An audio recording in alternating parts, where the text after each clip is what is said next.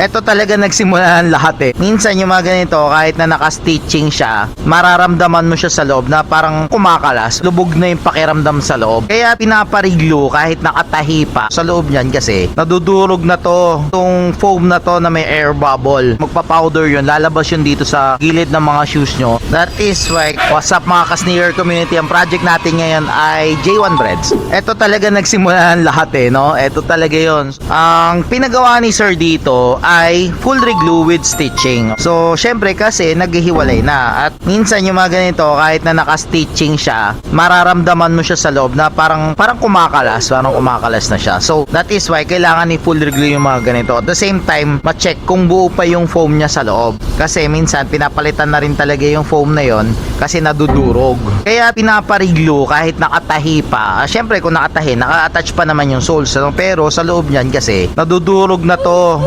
itong foam na to na may air bubble. Here at Soul Game, may option kayo na papalitan yun sa amin para, syempre, hindi siya madurog sa loob kasi pag nadurog yun, magpa-powder yun, lalabas yun dito sa gilid ng mga shoes nyo.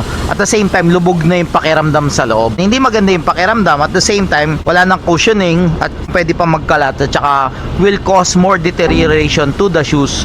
So, yun yung mga suggestions namin dito sa Soul Game para kapag ni-restore nyo itong mga ganito nyo, mga J1 breads nyo na napakaganda talaga, no?